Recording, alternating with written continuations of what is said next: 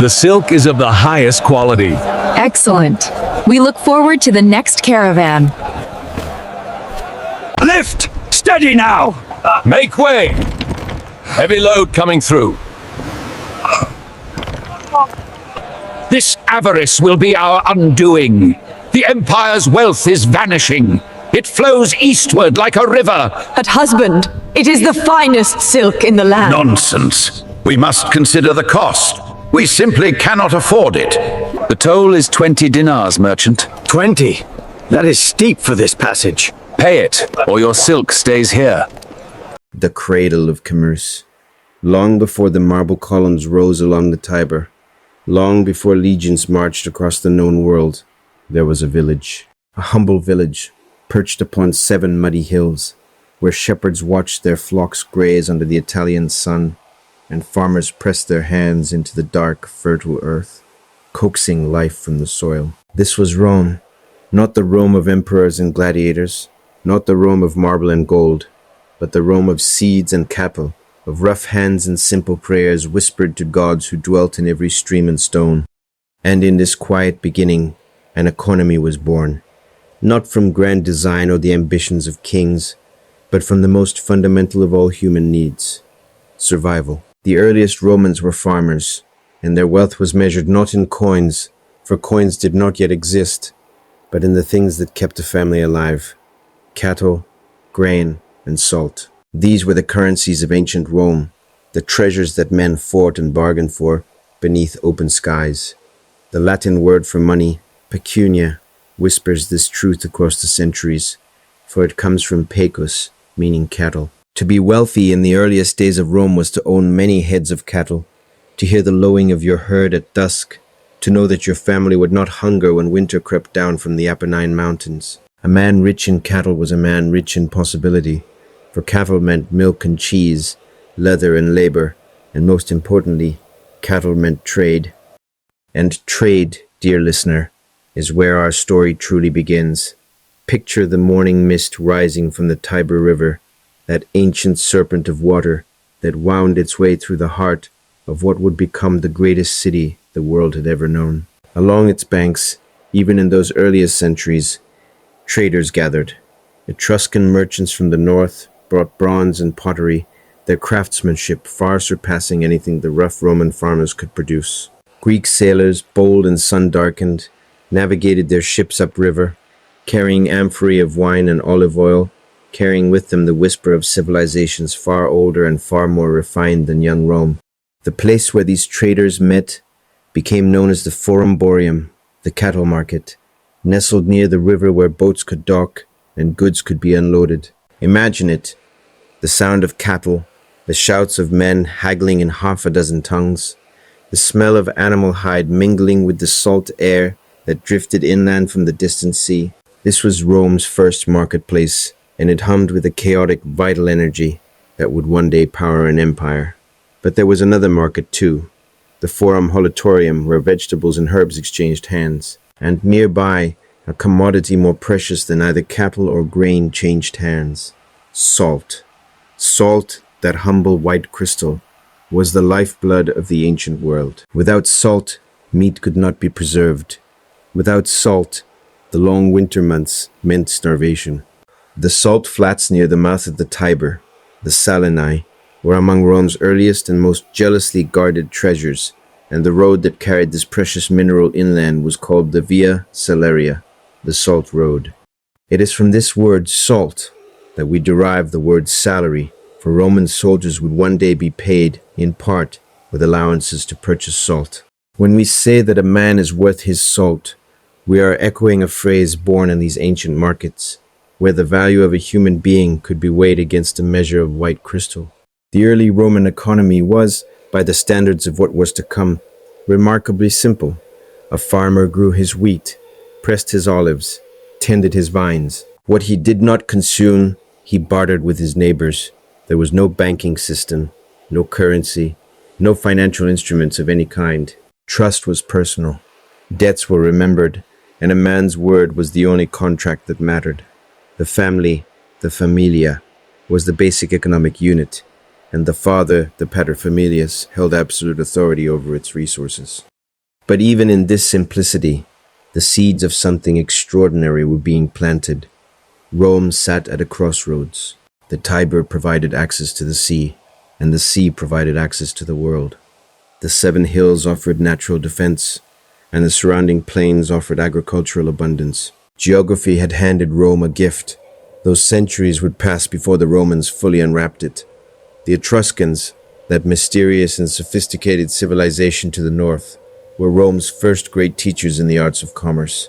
From them, the Romans learned techniques of mining and metalwork, the art of building roads and bridges, and perhaps most importantly, the concept of urban planning, the idea that a city could be designed not merely as a place to live, but as a machine for generating wealth. The Great Drain, the Cloaca Maxima, was an Etruscan engineering marvel that transformed the marshy Forum Valley into usable commercial land.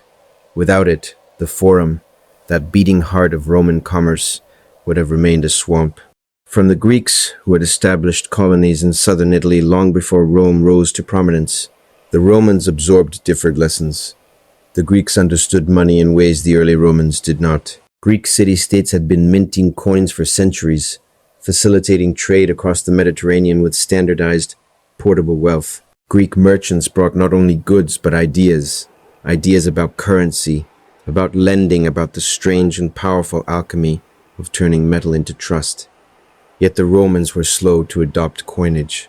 For a long time they clung to their older systems of exchange. Bronze, weighed in rough lumps called Aes Rude, served as a medium of exchange, but it was cumbersome and imprecise.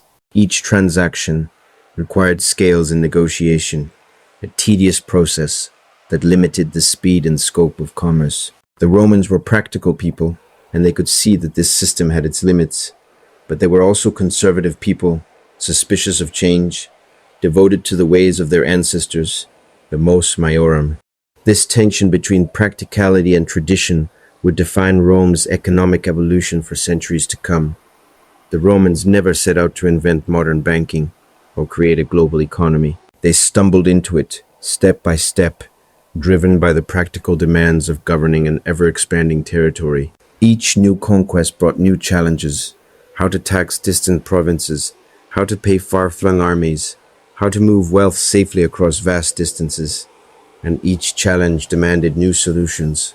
But all of that lay in the future. In these early days, Rome was still learning, still growing, still a minor player in the great drama of Mediterranean civilization. The Phoenicians dominated the Western Sea with their trading networks. The Greeks illuminated the eastern shores with their colonies and their culture. The Carthaginians built a commercial empire in North Africa that made Rome look like the provincial backwater it was. And yet, there was something in the Roman character, a stubbornness, a hunger, a genius for organization and adaptation that would eventually transform this village of shepherds into the architect of the ancient world's first truly global economy. The story of how that happened is the story we shall tell tonight. So close your eyes if you wish, settle deeper into the warmth of your blankets, and let us travel together down the corridors of time, back to a world lit by oil lamps and governed by gods, where the clink of the first Roman coins would echo across centuries, all the way to the banking halls and stock exchanges of our modern world. For the economy of Rome was not merely an ancient curiosity.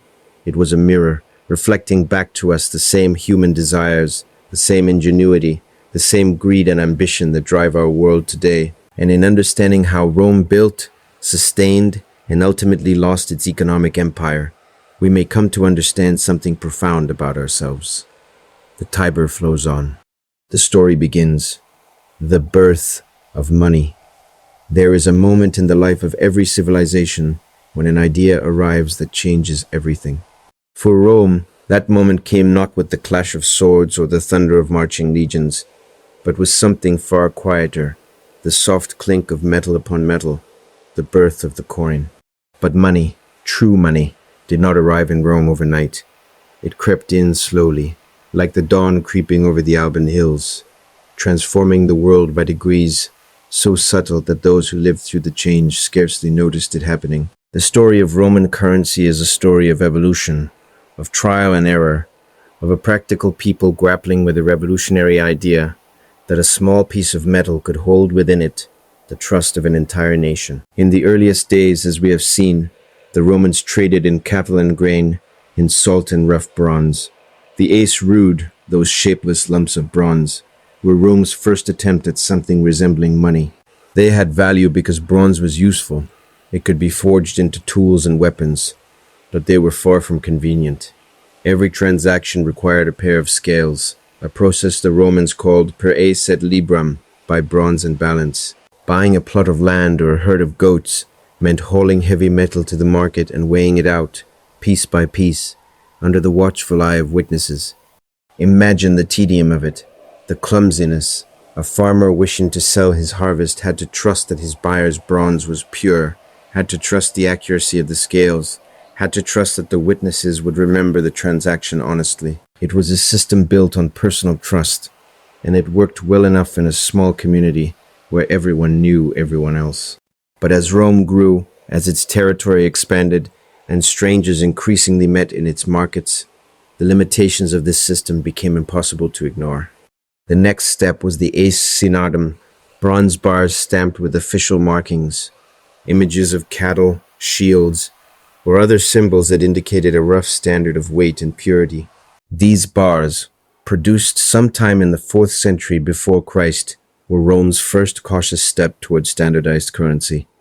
They were still heavy, still cumbersome, but they carried something new and precious: the mark of authority. When you accepted an aes synodum, you were not merely trusting the metal, you were trusting the institution that had stamped it. This was a subtle but profound shift, a step away from the raw material value of bronze and toward the abstract concept of guaranteed worth.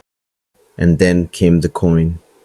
The aes grave, Rome's first true coins, appeared around 289 BC when the Tresveri Monetaves, a board of 3 officials, were appointed to oversee the production of currency. These were heavy cast bronze coins, round and solid, bearing the image of Janus, the two-faced god who looked simultaneously toward the past and the future.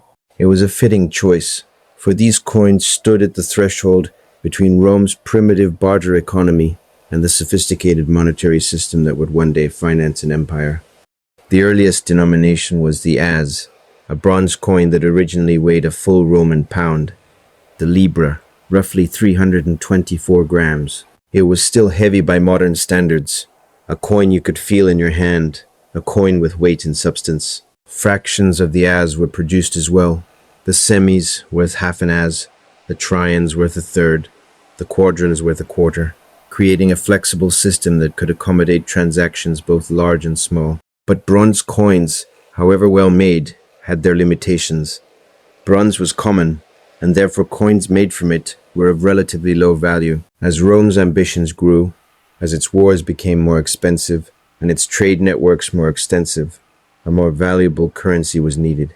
The Romans looked south to the Greek colonies of Magna Graecia, where silver coins had been in use for centuries, facilitating trade across the Mediterranean world. The Greeks had long understood what the Romans were only beginning to grasp, that silver and gold, rare and beautiful, carried a psychological weight that bronze could never match. The transformation came during the crucible of the Second Punic War, that titanic struggle against Hannibal and his Carthaginian armies that very nearly destroyed Rome. In 211 BC, at a moment of existential crisis, Rome introduced a coin that would become one of the most successful currencies in human history, the denarius. The denarius was a small silver coin weighing approximately 4.5 grams, and it was stamped with the helmeted head of Roma, the goddess who personified the city itself.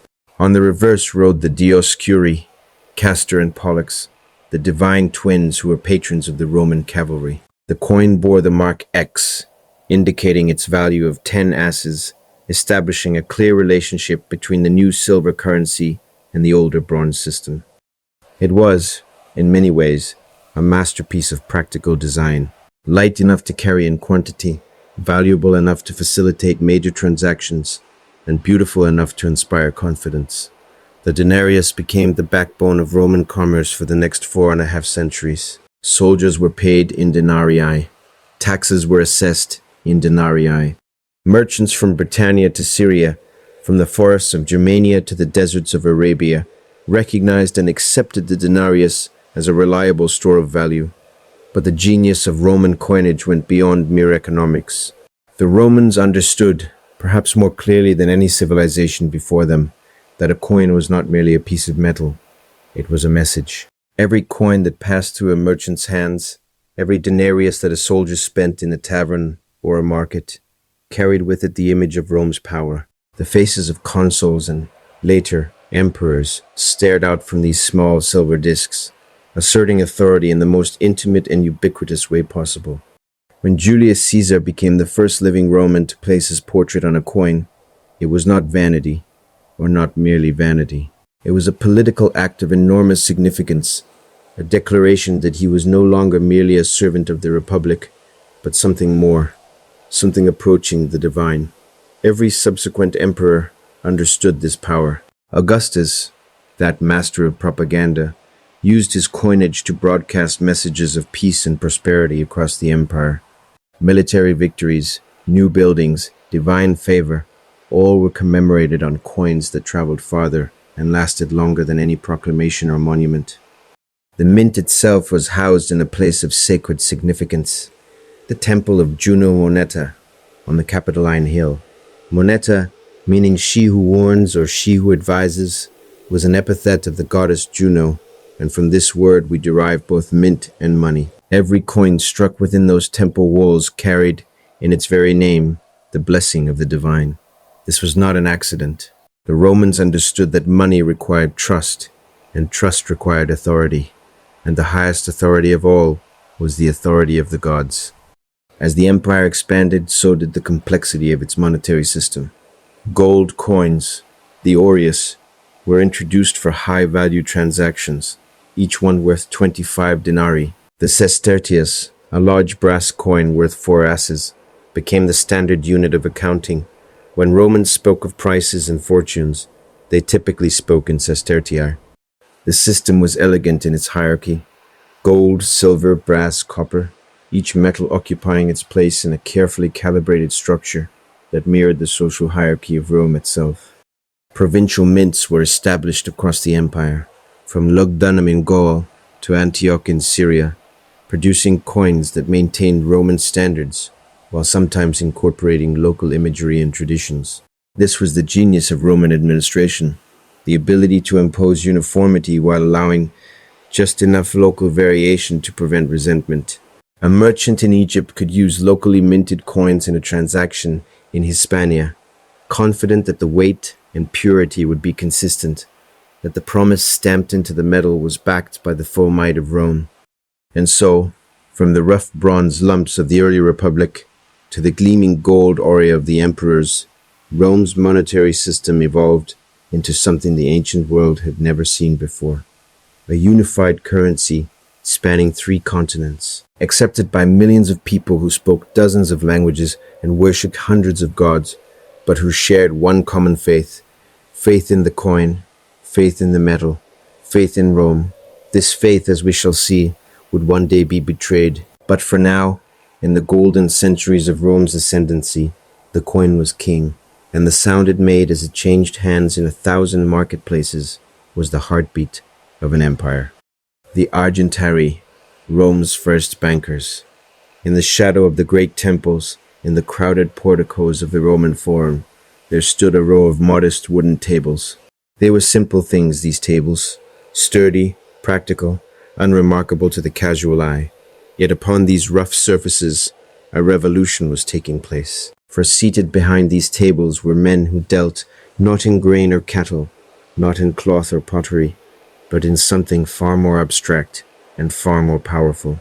They dealt in money itself. They were the Argentarii, Rome's bankers, and their quiet craft would shape the economic destiny of the ancient world.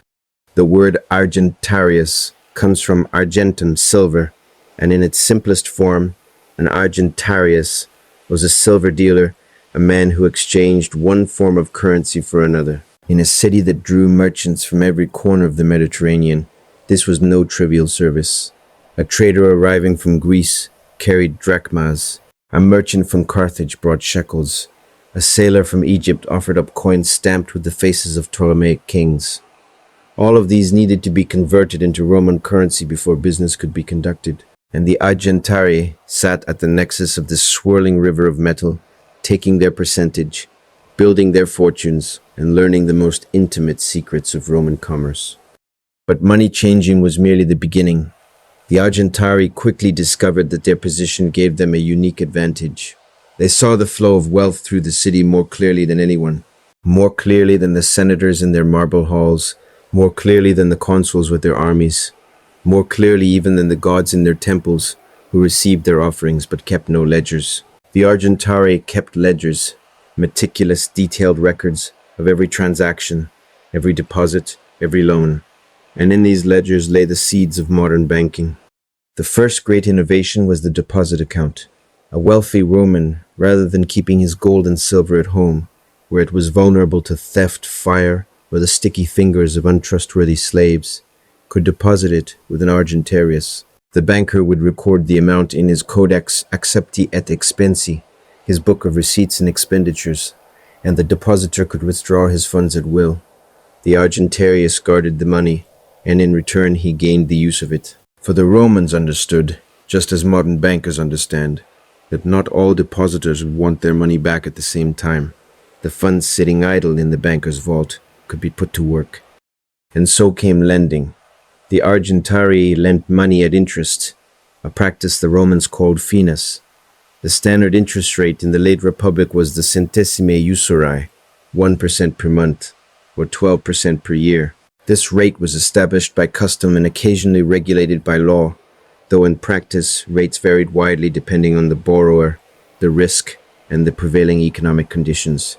During times of crisis, interest rates could soar to ruinous levels, and more than one Roman citizen found himself crushed beneath the weight of compounding debt. The lending practices of the Argentarii extended far beyond simple personal loans. They financed trade expeditions, advancing capital to merchants who needed to purchase goods for resale. They provided what we would today call letters of credit, documents called permutations, which allowed a traveler to deposit money with a banker in Rome and withdraw an equivalent amount from a corresponding banker in, say, Athens or Alexandria. This was a remarkable innovation. It meant that a Roman businessman could travel across the Mediterranean without carrying heavy and dangerous quantities of coin. The trust network that made this possible was built not on law or technology, but on personal relationships between bankers, a web of mutual obligation and shared interests that spanned the empire. There was also a practice eerily similar to the modern checking system. A depositor could instruct his banker to make a payment to a third party by issuing a prescriptio, a written order. The banker would debit the payer's account and credit the payee's account, transferring wealth without a single coin changing hands. This was bookkeeping money, scriptural money, money that existed only as entries in a ledger. It was the same principle that underlies every electronic bank transfer in our modern world, and the Romans were practicing it 2,000 years before the invention of the computer. The Argentarii were not the only financial professionals in Rome. Alongside them worked the numulari, specialists whose primary function was to test the purity of coins. In a world where currency debasement was an ever-present threat, the numularii provided an essential service.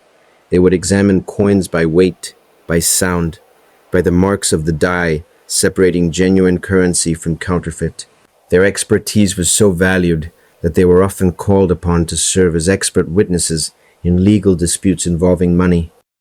Then there were the coactors Argentarii, a hybrid class of banker auctioneers who facilitated public sales. When property was auctioned, whether land, slaves, or goods seized by the state, the coactor Argentarius managed the financial side of the transaction, collecting payments, extending credit to buyers, and ensuring that the proceeds reached the appropriate parties. Auctions were a central feature of Roman economic life, and the coactors who managed them wielded considerable influence. Perhaps the most fascinating financial figure in Rome, however, was the faenerator, the private moneylender. Unlike the Argentarii, who operated from established premises in the Forum, and were subject to a degree of regulation. The Denarius often worked in the shadows, lending to those who could not obtain credit through official channels. They charged higher rates, demanded harsher terms, and were generally regarded with a mixture of necessity and contempt. Cato the Elder, that stern guardian of Roman virtue, famously compared usury to murder. Yet even Cato, as later historians revealed, was not above lending money at interest through intermediaries. The Roman relationship with money lending was deeply conflicted. They needed it, they used it, and they never quite stopped feeling guilty about it. The legal framework surrounding banking in Rome was surprisingly sophisticated. Bankers were required to maintain accurate records, and these records were admissible as evidence in court.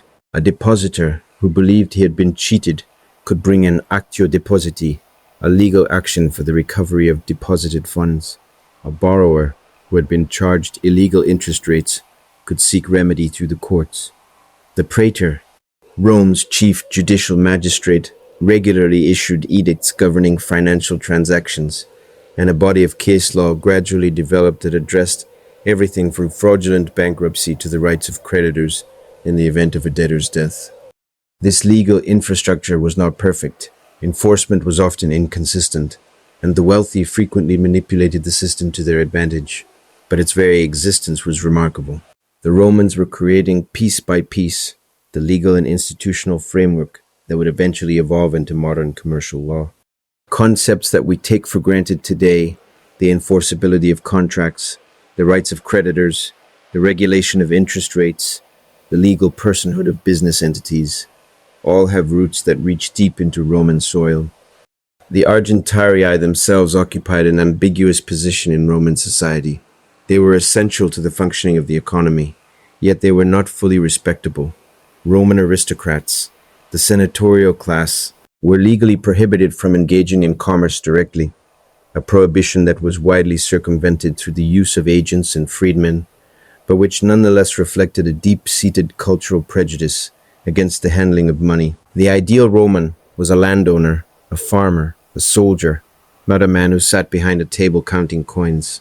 And yet the bankers prospered. Some grew extraordinarily wealthy, financing the ambitions of senators and generals, quietly accumulating the power that comes from knowing who owes what to whom. The relationship between Roman politics and Roman finance was intimate and often corrupt. Election campaigns required enormous sums of money, and candidates regularly borrowed from the Argentarii to fund their ambitions, repaying their debts when they repaid them at all, with political favors and lucrative government contracts. In this interplay of money and power, we see something startlingly familiar. The revolving door between finance and politics, the influence of wealthy donors on public policy, the tension between regulation and the free market. These are not modern inventions. They are ancient patterns, woven into the very fabric of Roman civilization, and through Rome into the foundations of our own. The Forum, ancient Wall Street. If you could step through the curtain of time and walk the streets of Rome at the height of its power, there is one place above all others where you would feel the pulse of the empire's economy. Not the Senate House, where politicians debated in their white togas. Not the Colosseum, where gladiators bled for the entertainment of the masses. But the Forum Romanum, that long, narrow valley between the Capitoline and Palatine hills, where the business of Rome was truly conducted. The Forum was many things. It was a temple precinct, a political arena, a social gathering place, and a court of law. But above all, it was a marketplace, the financial heart of the ancient world, a place where fortunes were made and lost in the time it took to scratch a number into a wax tablet. If modern New York has Wall Street and modern London has the city, then ancient Rome had the Forum, and the comparison is not merely poetic. The Forum was, in every meaningful sense, the world's first financial district. Walk with me now through its crowded spaces. The morning sun slants through the columns of the great basilicas, the Basilica Emilia on the north side, the Basilica Julia on the south, and in their cool, shaded interiors, 1,000 transactions are already underway. The basilicas were not churches, as their name might suggest to modern ears. They were vast covered halls designed for the conduct of business, and the administration of justice. Think of them as the office buildings of ancient Rome, multi-purpose spaces where bankers met clients, lawyers argued cases, and merchants negotiated deals, all beneath soaring ceilings decorated with marble and gilded bronze. Along the edges of the forum, in the tabernae, small arched shop fronts that lined the ground floor of the basilicas, the Argentarii had set up their tables. Here was the beating heart of Roman finance. Step closer, and you would see the tools of their trade, the scales for weighing coins, the touchstones for testing purity, the wax tablets and styluses for recording transactions, and most importantly, the codex, the bound ledger book that was the Argentarius' most prized possession, more valuable than any amount of gold, for within its pages lay the proof of every debt, every deposit, every promise made and kept or broken. The noise must have been extraordinary. Hundreds of voices, bargaining, arguing, calculating, the clink of coins being counted, the scratch of stylus on wax, the occasional shout of an auctioneer conducting a sale, and beneath it all, the steady murmur of gossip. For the forum was also Rome's greatest rumor mill, and financial information was the most valuable commodity of all. A whisper that a grain shipment had been lost at sea could send prices soaring. A rumor that the emperor was planning a new military campaign could trigger a rush of lending as merchants scrambled to supply the legions.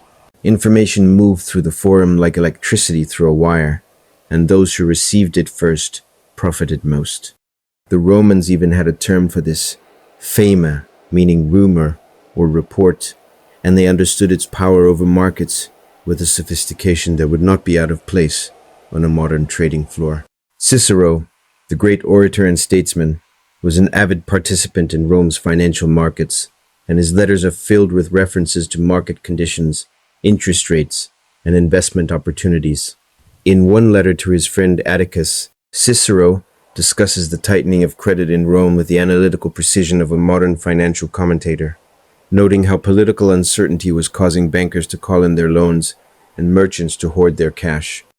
The interest rate, that fundamental measure of economic health, was a subject of intense public interest.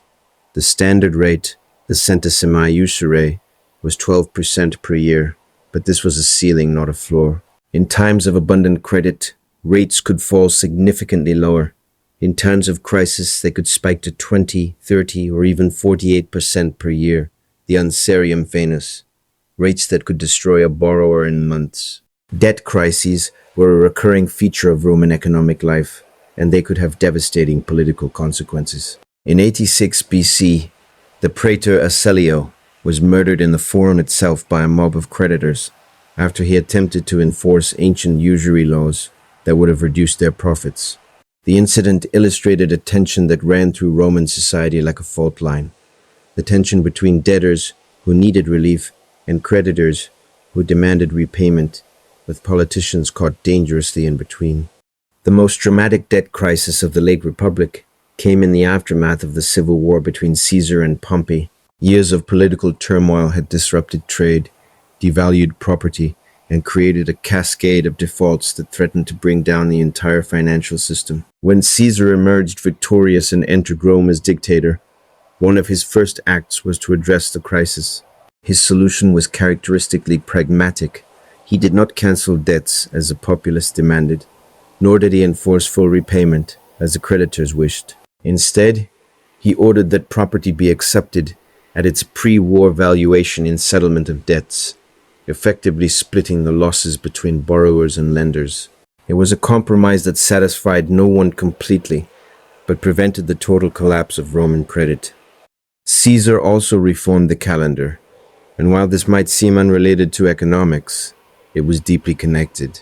The old Roman calendar had become so corrupted by political manipulation, pontiffs adding or removing days to extend the terms of allied magistrates or shorten those of opponents, that it had drifted months out of alignment with the seasons. For farmers, this was a disaster, as planting and harvest schedules became unreliable. For merchants, it was a nightmare, as contracts and delivery dates became meaningless.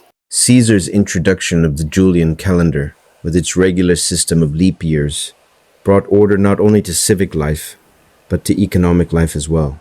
Beyond the forum itself, Roman financial activity extended into every corner of the city and, eventually, every corner of the empire.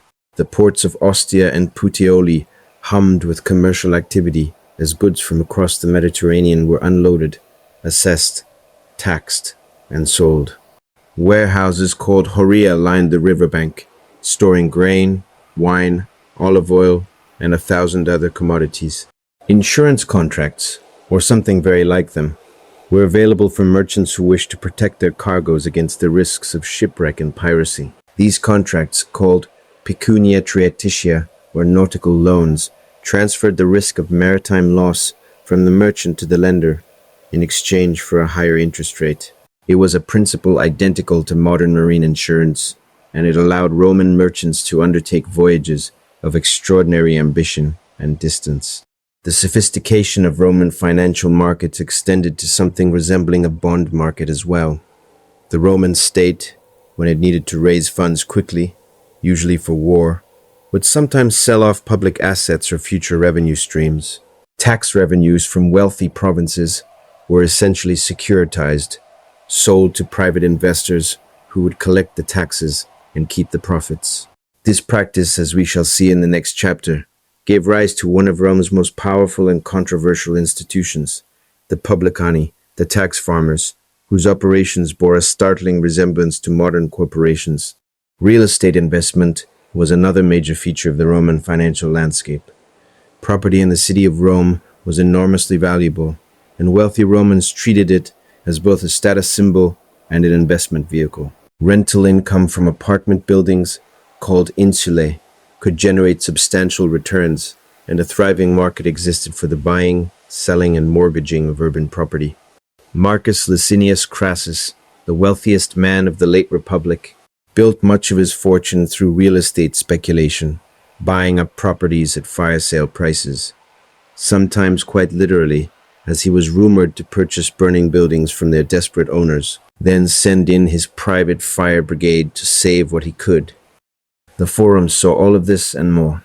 It was the place where the Roman world came to do business, to settle disputes, to seek justice, and to make money. Its paving stones were worn smooth by the feet of millions, and its air was thick with the mingled scents of incense from the temples and sweat from the crowds. It was noisy, chaotic, corrupt, and magnificent, a place of boundless energy and ambition, where the ancient world's most sophisticated economy conducted its daily business under the watchful eyes of gods and bankers alike. And as the sun set over the Capitoline Hill and the shadows lengthened across the Forum's marble pavement, the Argentarii would gather up their coins and ledgers, close their tavernae, and make their way home through the narrow streets, already calculating tomorrow's rates and tomorrow's opportunities, already planning how to turn today's deposits into tomorrow's profits. The Forum never truly slept. Even in the darkness, deals were being made, debts were being calculated, and the great engine of Roman commerce ground on, ceaselessly, relentlessly, pulling the ancient world forward into an economic future that no one could yet fully imagine. The Publicani, tax farmers of the Republic. In all the vast machinery of Roman commerce, no institution was more powerful, more profitable, or more despised than the Publicani, the tax farmers. They were not farmers in any agricultural sense, of course. They farmed taxes, harvesting revenue from the provinces with a ruthless efficiency that made them fabulously wealthy and universally hated. And in the structure of their organizations, in the way they raised capital, shared risk, and distributed profits, they created something the world had never seen before, something that historians have argued was the ancient equivalent of the modern corporation. To understand the Publicani, you must first understand a fundamental truth about the Roman state. It was remarkably small. The vast empire that stretched from the Atlantic to the Euphrates was administered by a tiny bureaucracy, a skeleton crew of magistrates and officials who could not possibly manage every function of government directly. The solution was outsourcing. The Roman state contracted out many of its essential functions: tax collection, public construction, mining, supply of the armies, to private companies, and these companies were the societates publicanorum, the partnerships of the Publicani. The system worked like an auction. When a province's taxes needed to be collected, the censors in Rome would announce the contract and invite bids. The bidding took place publicly, often in the forum itself, and the competition could be fierce. The winning bidder, or more accurately, the winning company, would pay the state a lump sum up front, representing the estimated tax revenue of the province for the contract period, typically 5 years. The company then had the right to collect the actual taxes from the provincials, keeping anything they collected above the amount they had paid to the state. The incentive structure was, from the state's perspective, elegant. Rome received its revenue immediately, without the expense and difficulty of maintaining a vast collection apparatus. The risk of under-collection was transferred to the private company, and the Publicani, motivated by the prospect of profit, had every reason to collect taxes thoroughly and efficiently. From the perspective of the provincials, however, the system was a nightmare. The Publicani were not public servants, bound by a sense of duty to the people they taxed. They were profit-seeking businessmen, and every sestertius they extracted above the contracted amount went directly into their pockets. The temptation to overcollect was enormous, and the abuse was systemic. Provincial governors, who were theoretically responsible for overseeing the Publicani, were often in their debt, literally, and turned a blind eye to their excesses. The most famous indictment of the Publicani comes from Cicero himself, in his prosecution of Gaius Verus, the governor of Sicily from 73 to 71 BC. Verus had plundered his province with a voracity that shocked even the Romans, and the Publicani under his protection had been his eager accomplices. Cicero's speeches against Verus paint a vivid picture of systematic extortion, farmers taxed into destitution, cities stripped of their treasures, entire communities driven to the brink of starvation by the insatiable greed of Rome's tax collectors. Yet for all their abuses, the Publicani were indispensable. The Roman state simply could not function without them, and the societates publicanorum that organized their activities were, in their structure, remarkably modern. Each societas was led by a manceps, the principal contractor who held the tax farming license and bore ultimate responsibility for fulfilling the contract. Beneath the manceps were the socii, the partners who contributed capital and shared in the profits. And beneath the partners were numerous employees, magistri who managed day-to-day operations in the provinces, pro-magistri who served as their deputies, and armies of tabulari, scribes and collectors who did the actual work of extracting money from the population. What made these organizations truly revolutionary, however, was the way they raised capital. A major tax farming contract required enormous upfront investment.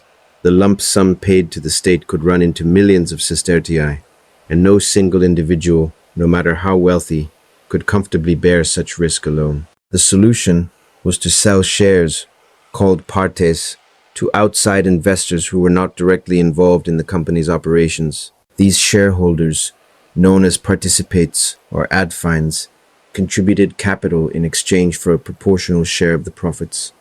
The parts of the major societates publicanorum were actively traded. Cicero and other contemporary sources make reference to the fluctuating value of these shares, which rose and fell based on the company's performance, political developments, and market sentiment.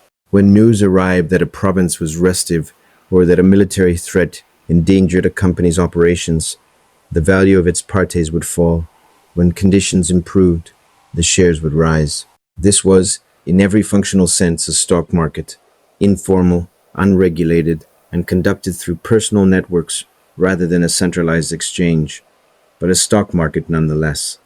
The equestrian class, the equites, were the primary investors in these enterprises. Roman law prohibited senators from engaging in commerce directly, a restriction designed to prevent conflicts of interest between the governing class and the business class. The equites, who ranked just below the senators in the social hierarchy, faced no such restriction, and they threw themselves into the tax farming business with enthusiasm. Many of the wealthiest equestrian families built their fortunes through the Publicani, and their economic power gave them significant political influence. The equites formed a distinct political interest group, and their concerns, particularly regarding tax farming contracts and provincial administration, were a constant factor in Roman politics. The relationship between the Publicani and the Roman state was one of mutual dependence, tinged with mutual suspicion. The state needed the Publicani's capital and organizational capacity. The Publicani needed the state's military protection and legal authority, but each side feared the other's power. Politicians worried that the Publicani were becoming too wealthy and too influential, distorting the political process with their money. The Publicani worried that politicians would renegotiate their contracts or impose new regulations that would eat into their profits. This tension produced some of the most consequential political conflicts of the late Republic. When Gaius Gracchus, the reformist tribune, transferred control of the courts through the Senate to the Equites in 123 BC, he was effectively giving the Publicani the power to judge cases involving provincial maladministration, cases in which the Publicani themselves were often the accused. It was a masterstroke of political alliance building, cementing the loyalty of the equestrian class to the popular cause. But it also created a system in which the foxes were guarding the henhouse.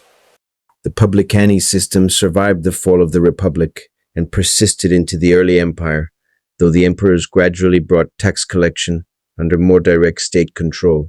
Augustus, ever the pragmatist, understood that the abuses of the Publicani were a source of dangerous resentment in the provinces, and he took steps to regulate their activities more strictly. Over the following centuries, the role of the Publicani diminished as the imperial bureaucracy expanded, and direct tax collection by state officials became the norm. But the legacy of the Publicani endured. They had demonstrated that private enterprise could be organized on a scale sufficient to manage the affairs of an empire. They had shown that capital could be pooled from multiple investors, that risk could be shared, that profit could be distributed proportionally, and that the value of shares in an enterprise could rise and fall based on performance and expectations. These were not small achievements. They were the foundations upon which, many centuries later, the great joint stock companies of the modern age, the Dutch East India Company, the British East India Company, and their countless successors, would be built. The Publicani were greedy, exploitative, and often criminal, but they were also innovative, organized, and indispensable.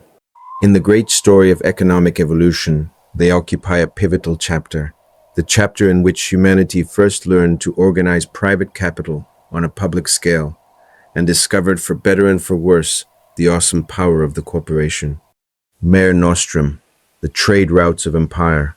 The Romans called it Mare Nostrum, our sea, and in that possessive phrase lay the secret of their economic supremacy. The Mediterranean, that vast blue expanse that separates Europe from Africa and bridges the gap between West and East, was the Roman Empire's greatest asset. It was highway and marketplace, granary and treasury, the liquid road upon which the wealth of 3 continents flowed toward the insatiable capital on the Tiber. To control the Mediterranean was to control the ancient world's economy, and Rome, after centuries of struggle, controlled it absolutely.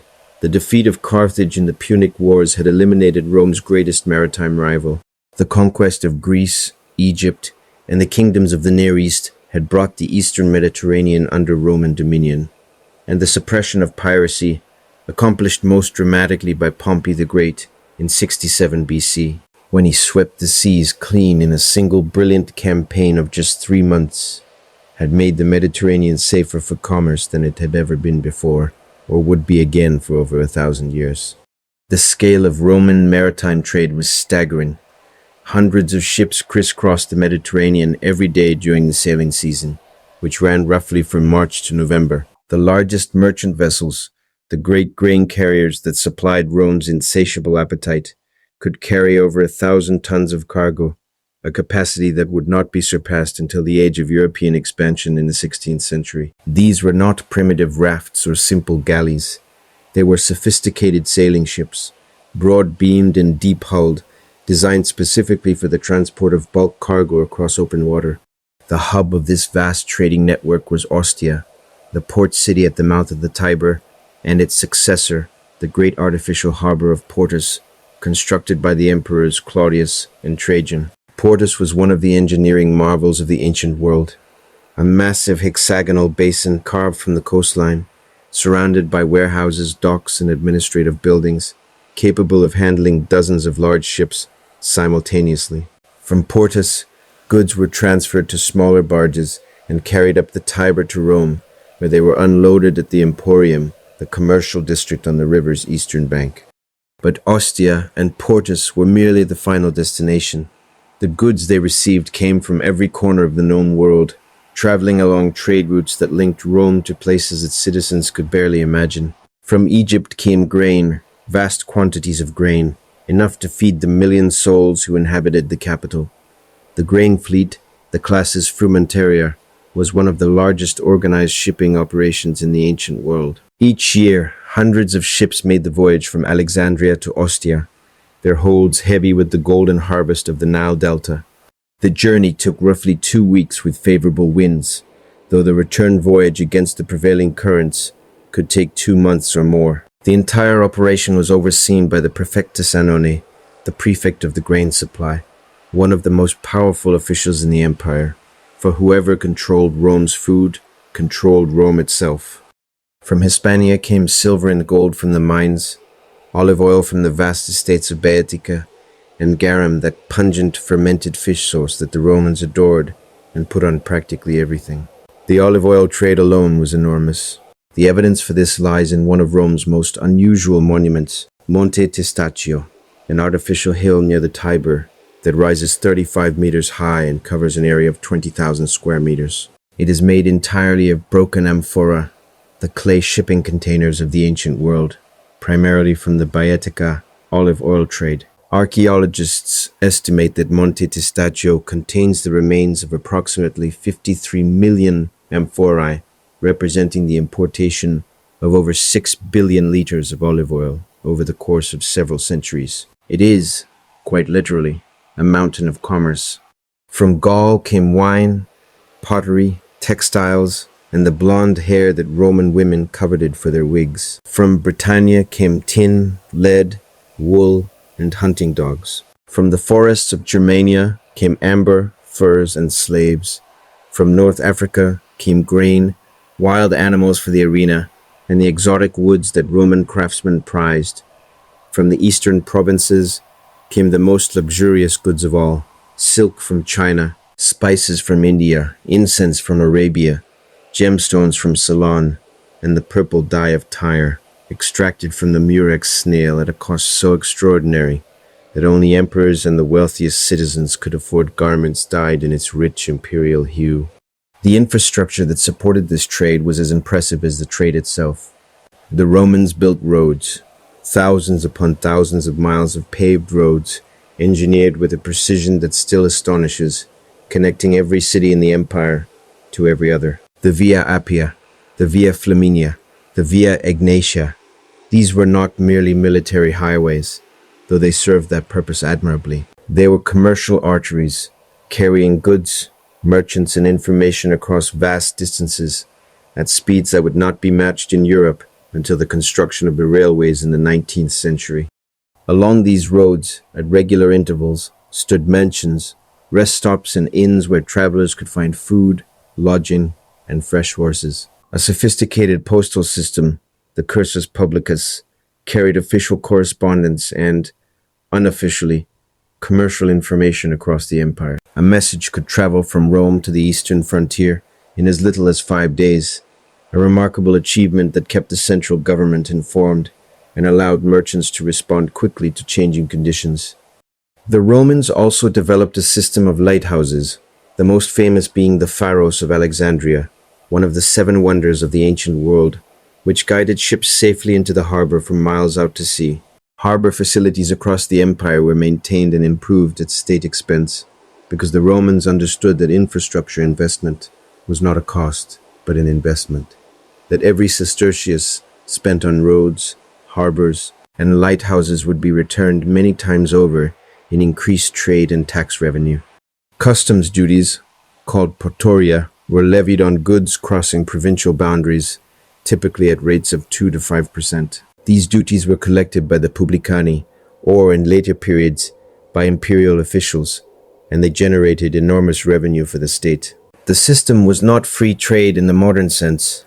There were tariffs and regulations, but within the empire's borders, the movement of goods was remarkably free. A merchant could transport his wares from one end of the Roman world to the other, paying modest duties at provincial borders, but encountering no other barriers to trade. There were no passports, no quotas, no embargoes between provinces. The empire was, in effect, a single market of 60 to 70 million consumers, unified by a common currency, a common legal system, and a common infrastructure. Nothing like it had ever existed before, and nothing like it would exist again until the creation of the European Union 2,000 years later. The merchants who operated within this system ranged from humble peddlers carrying their wares on their backs to fabulously wealthy traders whose operations spanned the entire Mediterranean. The negotiators, as the larger merchants were known, were a powerful class in Roman society. Though they lacked the social prestige of the senatorial aristocracy, their wealth gave them influence, and many of them lived lives of extraordinary luxury. Their homes were decorated with mosaics depicting the ships that had made their fortunes, and their tombs boasted of the distant lands with which they had traded. Maritime trade, for all its profits, was fraught with danger. Shipwrecks were common. The Mediterranean seabed is littered with the remains of Roman vessels, a submarine graveyard that has yielded a treasure trove of information for modern archaeologists. Piracy, though suppressed by Pompey, was never entirely eliminated, and it surged whenever Roman naval power weakened. Storms, navigation errors, and the sheer unpredictability of the sea made every voyage a gamble. And the financial instruments that developed to manage this risk, the nautical loans and proto-insurance contracts we discussed earlier, were direct responses to the danger. Yet for all its risks, maritime trade was irresistibly profitable. The markup on luxury goods from the East could be astronomical. A cargo of silk purchased in India for a few hundred sestertii could be sold in Rome for tens of thousands. Even the mundane trade in bulk commodities like grain and olive oil generated handsome returns, and the sheer volume of trade ensured that even modest margins translated into substantial fortunes. Mare Nostrum, our sea. It was the engine of Roman prosperity, the blue highway that connected the empire's diverse peoples and provinces into a single, functioning economic organism. And as long as Rome controlled it, Rome prospered. When that control eventually slipped, when barbarian invasions disrupted the trade routes and piracy once again made the seas dangerous, the economic consequences would be catastrophic. But that dark chapter lies ahead. For now, the ships sail on, their holds full of the treasures of the world, their sails fat with the wind, carrying the wealth of an empire toward the golden city on the Tiber. The Annona, feeding an empire. There is a question that haunted every Roman emperor, every senator, every official who held power in the eternal city. It was not a question of war or diplomacy, not a question of law or philosophy. It was simpler than that and more terrifying. How do you feed 1 million people? Rome, at the peak of its power, was the largest city the world had ever seen. Its population, somewhere between 1 and 2 million souls, depending on the era and the estimate, was concentrated in a relatively small area, packed into towering apartment blocks and narrow, winding streets. These people needed to eat every single day, and the city itself produced almost nothing. The farms that had once surrounded Rome had long since been swallowed by urban sprawl or converted into the pleasure gardens of the wealthy. The food that sustained Rome's vast population had to come from outside, from the provinces, across the sea, along the roads, in a never-ending river of grain, oil, wine, and meat.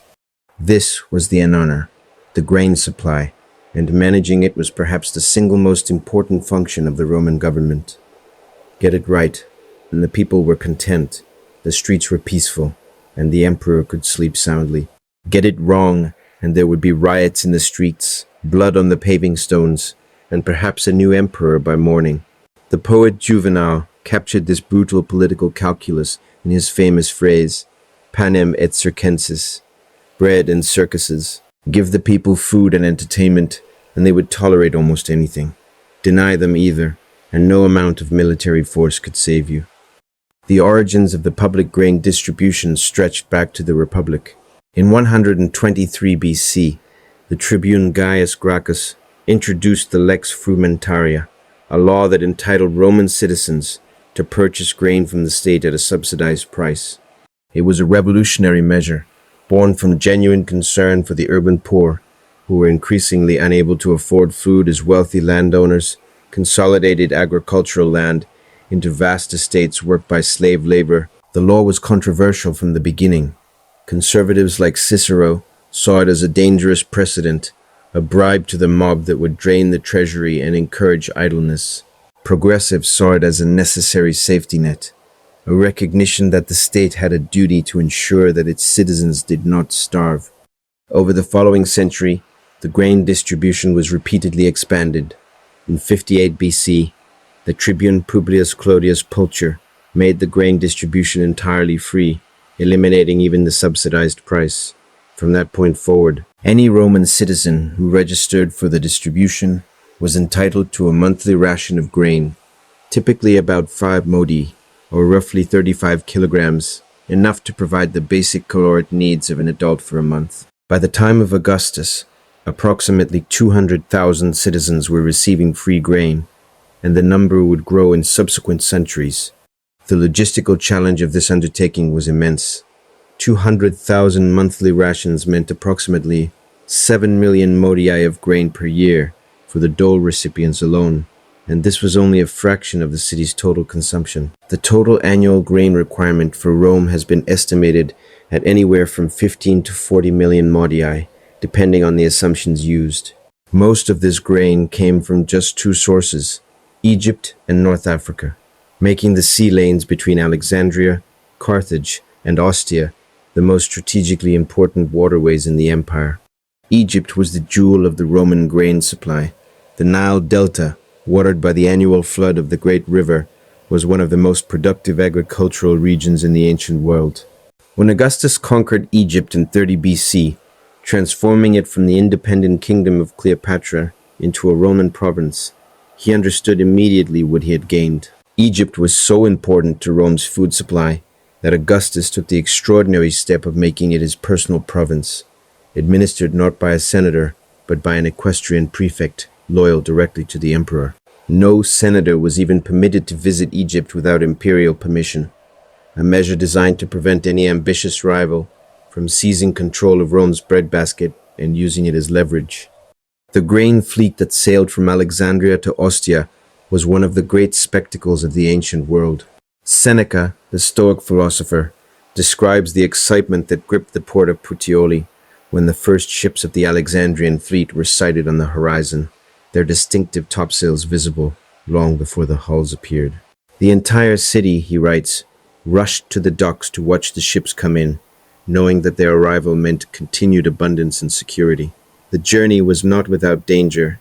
The prevailing winds in the eastern Mediterranean blow from the northwest, making the voyage from Alexandria to Rome a difficult upwind passage that could take weeks. Ships typically sailed north to the coast of Asia Minor, then west along the coast of Greece, then across to Sicily and up to Ostia, a circuitous route dictated by wind and current. Storms, particularly the autumn gales that marked the end of the sailing season, could be devastating.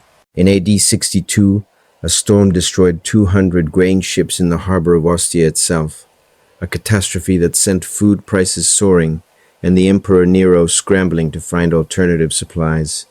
To manage this enormously complex supply chain, the Romans created a dedicated administrative apparatus. The Praefectus Annona, the prefect of the grain supply, was one of the highest-ranking officials in the empire. He oversaw the procurement of grain in the provinces, the organization of shipping, the management of the vast warehouses at Ostia and Rome, and the actual distribution of grain to the citizens. Beneath him was an army of officials, clerks, inspectors, and laborers, a bureaucratic machine of impressive scale and, by ancient standards, impressive efficiency. The grain was stored in enormous warehouses called Herraea, some of which have been excavated and can still be seen at Ostia today.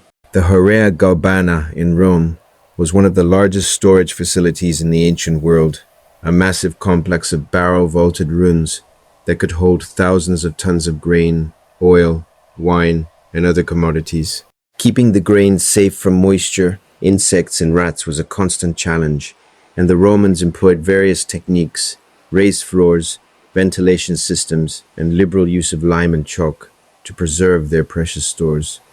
The distribution itself was carefully organized. Citizens entitled to the grain dole were registered on official lists and issued wooden or metal tokens called tesserae, which they presented at designated distribution points on specific days. The system was designed to prevent fraud and ensure orderly distribution, though corruption and abuse were inevitable. Wealthy citizens sometimes registered for the dole despite having no need for it, and a black market in tesserae flourished despite official efforts to suppress it. Over time, the grain dole was supplemented with additional distributions. Septimius Severus, at the end of the 2nd century, added olive oil to the ration. Aurelian in the 3rd century replaced the distribution of raw grain with baked bread, establishing state-run bakeries across the city. He also added pork and wine to the list of subsidized goods. By the late Empire, the Annona had evolved from a simple grain distribution into something approaching a comprehensive welfare system, providing the basic necessities of life to a significant portion of Rome's population. The economic implications of the Annona were profound. By guaranteeing a basic food supply to the urban population, the state was effectively subsidizing the entire Roman economy. Workers could accept lower wages because their basic food needs were met. Employers could pay less because their workers did not need to earn enough to feed themselves entirely from their wages. The surplus labor freed up by the grain dole fueled the construction industry, the service sector, and the vast apparatus of public entertainment that kept the Roman populace occupied and distracted. But the Annona was also enormously expensive. The cost of purchasing, transporting, and distributing millions of modiae of grain each year was a significant drain on the imperial treasury.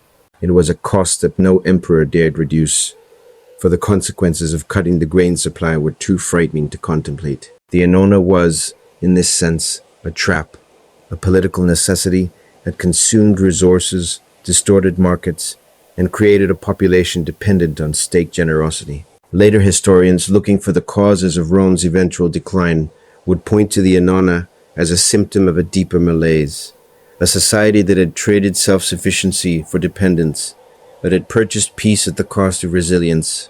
Yet, in its day, the Annona was a triumph of organization and logistics, feeding 1 million people every day using the technology of the ancient world.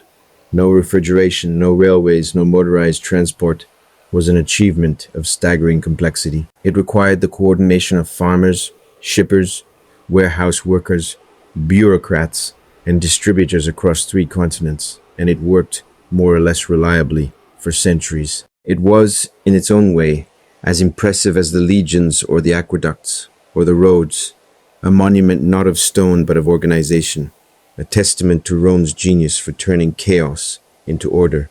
The dark engine, slavery and wealth. Now we must speak of something darker, for beneath the gleaming surface of Roman prosperity, beneath the marble temples and the golden coins and the flowing wine, there lay a foundation of human suffering so vast and so pervasive that it shaped every aspect of Roman economic life. We must speak of slavery. This is not a comfortable subject. It was not comfortable for the Romans themselves, though they rarely allowed their discomfort to interfere with their profits. Slavery was the dark engine that powered the Roman economy, the hidden machinery that turned the wheels of agriculture, industry, and commerce. And to understand the economy of Rome, we must look this institution squarely in the face. The scale of Roman slavery is difficult to comprehend. Estimates vary, but most historians believe that at the height of the empire, slaves constituted between 25 and 40% of the population of Italy. In the city of Rome itself, perhaps 1 in 3 inhabitants was enslaved. Across the empire as a whole, the total number of slaves may have reached 10 million or more, a population of bondage larger than the entire population of many modern nations. These slaves came from everywhere. The primary source was war. Every Roman military victory brought a fresh flood of captives to the slave markets. When Aemilius Paulus conquered Macedonia in 168 BC, he enslaved 150,000 people in a single operation. When Caesar conquered Gaul over the course of the following century, he is reported to have enslaved approximately 1 million Gauls, a number so vast that it depressed slave prices across the Mediterranean. Children born to enslaved mothers were automatically slaves, regardless of the father's status, ensuring a self-perpetuating supply. Pirates and slave traders raided the borders of the empire, kidnapping people from beyond the frontier and funneling them into the Roman market. And poverty itself fed the system. Desperate parents sometimes sold their children into slavery, and debtors who could not pay their obligations might find themselves enslaved to their creditors. The slave market on the island of Delos in the Aegean Sea was the largest in the ancient world. At its peak in the 2nd and 1st centuries BC, Delos reportedly processed 10,000 slaves in a single day, a throughput that speaks to the industrial scale of the trade. Slaves were displayed naked on raised platforms, their bodies oiled and their defects disclosed, or supposedly disclosed, by the dealer. Buyers examined teeth, tested muscles, asked questions. The process was dehumanizing by design, reducing human beings to commodities, livestock to be assessed and purchased. Prices varied enormously depending on the slave's skills, age, health, beauty, and origin. An unskilled agricultural laborer might sell for 500 to 2,000 sestertii. A skilled craftsman, a carpenter, a mason, a metal worker, could command several times that amount. A beautiful young woman or a handsome boy destined for sexual exploitation might sell for tens of thousands. And highly educated slaves, Greek tutors, physicians, accountants, musicians, were the most valuable of all, sometimes fetching prices of hundreds of thousands of sestertii. The poet Martial mentions a slave grammarian who was valued at 100,000 sestertii, a sum that would have purchased a comfortable house. The economic role of slaves in Rome was all-encompassing. In agriculture, slaves worked the great latifundia, the vast estates that had swallowed up the small holdings of the Italian peasantry. These plantation-like operations, producing grain, wine, olive oil, and livestock for the market, were the backbone of Roman agricultural output. The conditions were often brutal. Agricultural slaves worked from dawn to dusk, slept in barracks, and were supervised by overseers, themselves often slaves, who enforced discipline with the whip. Cato the Elder, in his Handbook on Agriculture, discusses slaves with the same clinical detachment he reserves for livestock, recommending that old or sick slaves be sold off, along with worn-out oxen and broken tools. In the cities, slaves filled every conceivable role. They were domestic servants, cooks, cleaners, nursemaids, doorkeepers. They were craftsmen and manufacturers, potters, weavers, blacksmiths, bakers. They were entertainers, actors, musicians, gladiators. They were intellectuals, teachers, physicians, architects, secretaries. They managed businesses, kept accounts, and conducted negotiations on behalf of their owners. Some slaves ran entire commercial operations with minimal supervision, their owners content to collect the profits without dirtying their hands with the actual work of commerce. This last point is crucial to understanding the Roman economy. The Roman aristocratic class, the senators and the equites, derived much of their wealth from commercial activities that they did not, technically, conduct themselves. The senatorial prohibition on direct involvement in commerce was circumvented through the jus devamanu der Verthought. For a few seconds, the user wants me to continue the script. I was in the middle of chapter 8 and need to complete it, then continue with chapters 9, 10, 11, and 12. Let me continue from where I left off. I left off mid-sentence in chapter 8. The senatorial prohibition on direct involvement in commerce was circumvented through the use. Let me continue from there and complete all remaining chapters. Chaldea misierden devam editorium, chapter 8, in devamerve artendan, 9, 10, 11, 12. Byron, of slaves and freedmen who acted as their agents, managing businesses, conducting trades, and investing capital on their behalf. A senator might own a fleet of merchant ships, a chain of workshops, and a portfolio of urban rental properties, all operated by slaves and freedmen who bore the social stigma of commerce while funneling the profits upward to their master. It was a system of breathtaking hypocrisy. The elite grew rich from trade while publicly disdaining it, and it could not have functioned without slavery. One of the most remarkable features of Roman slavery, however, was the institution of the peculium. A peculium was a fund of money or property that a master allowed his slave to manage, and within limits to treat as his own. The slave could use the peculium to conduct business, invest, and accumulate wealth, though legally everything in the peculium remained the property of the master. The peculium served a powerful economic function. It gave slaves an incentive to work hard and manage resources efficiently, aligning the slaves' interests with the master's in a way that brute coercion alone could never achieve. More importantly, the peculium gave slaves a path to freedom. A slave who accumulated enough wealth in his peculium could, in many cases, purchase his own manumission, his release from slavery.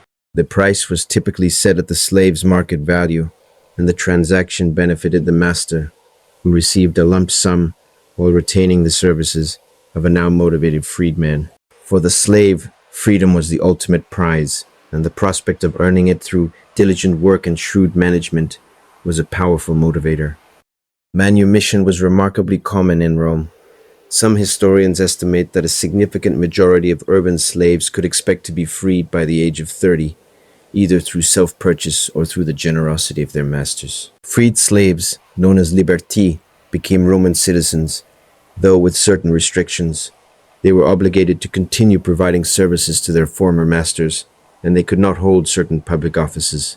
But their children were full citizens, free from any legal stigma, and many freedmen families rose to positions of considerable wealth and influence within a generation or two. The freedmen of Rome were, in many ways, the engine of the empire's commercial life. Freed from the aristocratic prejudice against trade, yet possessing the skills and connections they had developed during their years of servitude, freedmen threw themselves into business with extraordinary energy. They became merchants, manufacturers, bankers, and ship owners. Some became fabulously wealthy. The fictional Trimalchio, the vulgar and extravagant freedman in Petronius's Satyricon, was a caricature, but he was a caricature drawn from life. Real freedmen like the Sulpici of Puteoli built banking dynasties that handled millions of sestertii in transactions, and their business archives, preserved by the eruption of Vesuvius, provide us with an invaluable window into the day-to-day operations of Roman finance. The emperor's own household was staffed largely by freedmen, and some of these imperial freedmen wielded power that rivaled or exceeded that of senators. Narses, Pallas, and Callistus, the powerful freedmen of the Emperor Claudius, controlled access to the emperor and influenced policy decisions that affected millions. Their wealth was legendary. Pallas was reputed to be worth 300 million sestertia, a fortune that would have placed him among the richest individuals in the entire empire. Their power was resented by the senatorial aristocracy, who saw in these former slaves a living insult to the traditional social order, but it was undeniable.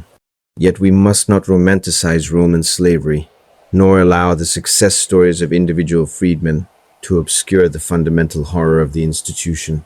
For every Trimalchio who dined on golden plates, there were thousands of nameless slaves who labored in the mines of Hispania, where life expectancy was measured in months. For every Pallas who whispered in the emperor's ear, there were tens of thousands of agricultural slaves who lived and died in conditions of unspeakable brutality, their names unrecorded, their suffering unacknowledged. The great slave revolts, the Sicilian revolts of the 2nd century BC, and most famously, the rebellion of Spartacus in 73 to 71 BC, were explosions of rage born from this suffering. Spartacus and his followers, escaped gladiators and runaway slaves, defeated multiple Roman armies, and terrorized the Italian countryside for 2 years before being crushed by Crassus. The 6,000 survivors were crucified along the Appian Way, their bodies left to rot on crosses that lined the road from Capua to Rome, a gruesome warning to any slave who might dream of freedom. The Roman economy was built on this foundation of human misery. The cheap labor provided by slaves suppressed wages for free workers, contributed to the displacement of small farmers, and concentrated wealth in the hands of a slave-owning elite. It was a system that generated enormous prosperity for those at the top, while condemning millions to lives of servitude and suffering. And when the supply of slaves eventually dwindled, as the empire stopped expanding and the great wars of conquest came to an end, the economic consequences would be profound, contributing to the agricultural crisis and labor shortages that would plague the later empire. The dark engine turned and turned, grinding human lives into gold, and Rome grew fat on the proceeds, never quite willing to acknowledge the true cost of its prosperity, never quite able to imagine a world in which the engine might stop. Bricks and mortar, the Roman real estate empire, in the narrow, crowded streets of ancient Rome, where the shadows of towering apartment blocks blotted out the sun, another form of wealth was being built, not in silver or gold, not in grain or slaves, but in brick and concrete, in timber and tile. Real estate, that most tangible and enduring of investments, was one of the great engines of Roman wealth, and the story of Roman property speculation is a story that resonates with startling clarity across the centuries.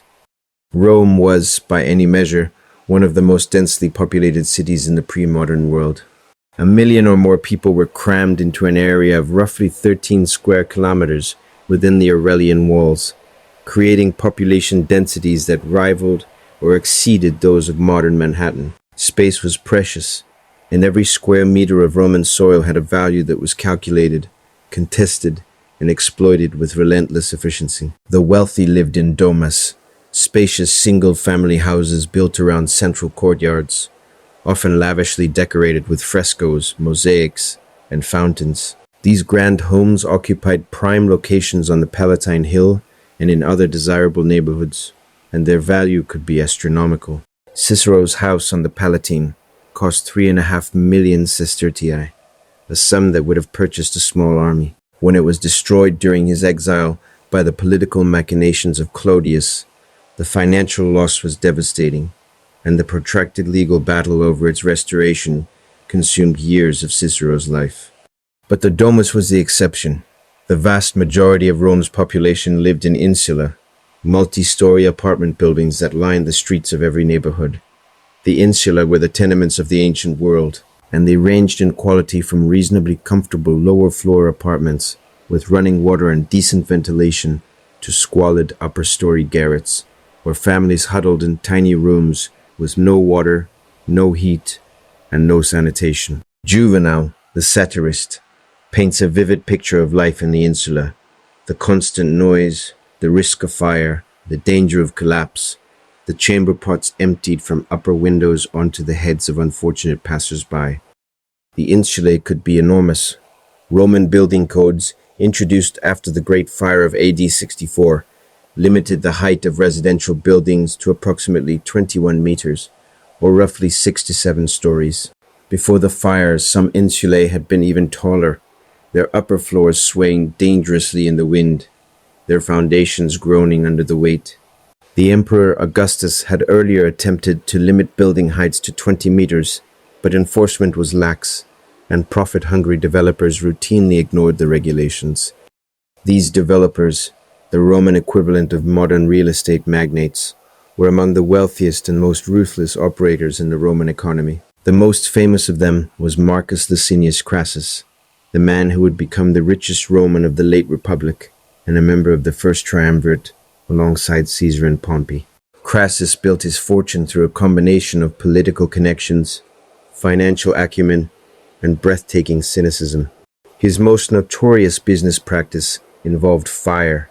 Rome, with its densely packed wooden buildings and open flame cooking and heating, was extraordinarily vulnerable to fire. Major conflagrations were a regular occurrence, and Crassus saw in this disaster an opportunity. He assembled a private fire brigade of 500 trained slaves, and when a fire broke out, he would rush to the scene, not to fight the flames, but to negotiate. He would offer to buy the burning building and the adjacent properties from their terrified owners at a fraction of their value. If the owners agreed, Crassus's slaves would extinguish the fire and repair the damage. If they refused, he would simply stand by and watch the buildings burn.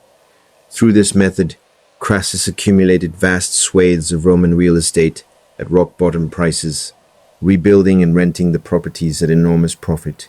It was ruthless, it was morally repugnant, and it was perfectly legal. Crassus's fortune eventually reached an estimated 200 million sestertii, equivalent to the annual revenue of the Roman treasury, and much of it was built on the ashes of other people's property. Rental income was the lifeblood of Roman real estate investment. Landlords collected monthly rents from their tenants, and the returns could be substantial. A well-located insula in Rome could generate annual rental income equivalent to 6 to 10% of its capital value, a return that compared favorably with other forms of investment. But being a landlord in Rome was not without its challenges. Tenants were often unable to pay their rent, and eviction, while legally straightforward, could be socially and politically complicated. Roman politicians occasionally courted popular support by proposing rent reductions or moratoriums, and landlords lived in constant fear that their property rights might be sacrificed on the altar of political expediency. The legal framework governing Roman real estate was sophisticated and in many ways remarkably modern. Roman property law distinguished between ownership, dominium, and possession, possessio, a distinction that remains fundamental to property law in civil law countries today. Property could be bought, sold, mortgaged, leased, and bequeathed through well-established legal procedures. Title was recorded, though not in the centralized registry system that modern countries use, and disputes were resolved through a well-developed body of case law. Mortgages existed in Rome, though they took a different form from their modern equivalents. The most common arrangement was the hypothetica, in which the borrower pledged property as security for a loan without actually transferring possession. If the borrower defaulted, the lender had the right to seize and sell the property to recover his investment. An older form, the fiducia, involved the actual transfer of ownership to the lender, with the understanding that it would be transferred back once the debt was repaid. Both arrangements facilitated the flow of credit into the real estate market, allowing investors to leverage their capital and purchase more property than they could afford outright. The construction industry that served the Roman real estate market was itself a major economic force. Building in Rome required enormous quantities of materials: bricks, concrete, timber, marble, tile, and the supply chains that delivered these materials were extensive and well organized. The Romans were masters of concrete construction, having developed a hydraulic cement based on volcanic ash, known as pozzolana, that set underwater and proved remarkably durable. This innovation made possible the construction of large-scale buildings, the insulae, the baths, the temples, the aqueducts, that defined the Roman urban landscape. The labor force that built these structures was a mixture of slaves, freedmen, and free workers, and the construction industry provided employment for a significant portion of Rome's urban population. Major public building projects, such as the construction of the Colosseum under Vespasian or the Forum of Trajan, employed tens of thousands of workers and stimulated the broader economy through the multiplier effect. The emperors understood this well, and they used public construction not merely as a display of power and generosity, but as a tool of economic management, providing employment during lean times and channeling resources into productive investment. Beyond the city walls, Roman real estate investment extended across the empire. Wealthy Romans owned country estates, villae, in the Italian countryside and in the provinces, producing agricultural goods for the market while serving as retreats from the noise and pollution of the capital. These villas could be magnificent. Archaeological excavations have revealed sprawling complexes with heated baths, elaborate gardens, libraries and dining rooms decorated with exquisite mosaics and frescoes. The villa of the Emperor Hadrian at Tivoli covered an area of over 100 hectares and included reproductions of famous buildings from across the empire, a private theme park of architectural wonders. Land ownership was the foundation of aristocratic status in Rome, and the great senatorial families measured their wealth primarily in terms of their land holdings. But land was also an investment, and Roman landowners managed their estates with an eye to profitability that would have impressed any modern agribusiness executive. Columella, Varro, and the elder Pliny all wrote treatises on agriculture that combined practical advice on crop management, livestock breeding, and estate administration with careful analysis of costs, returns, and market conditions. These were not idle gentlemen playing at farming. They were serious investors, optimizing their operations to maximize the return on their most valuable asset. The Roman real estate market, like all markets, experienced cycles of boom and bust. Periods of expansion and conquest brought new wealth flooding into the market, driving up property values and fueling speculative building. Periods of crisis, civil wars, plagues, economic downturns could cause values to crash, ruining over-leveraged investors and triggering cascading defaults on mortgage loans. The financial crisis of AD 33 during the reign of Tiberius was precipitated in part by a collapse in property values that left many borrowers unable to repay their debts. Tiberius responded by establishing a fund of 100 million sestertii from the imperial treasury to provide interest-free loans to distressed borrowers, an ancient precedent for the government bailouts of modern financial crises. Bricks and mortar, the most ancient and the most enduring of investments. In Rome, as in our own time, the dream of owning property, of building wealth through the patient accumulation of land and buildings, drove the ambitions of millions. And the city itself, that vast, chaotic, magnificent sprawl of marble and brick, of palaces and tenements, of temples and taverns, was the greatest monument to that dream.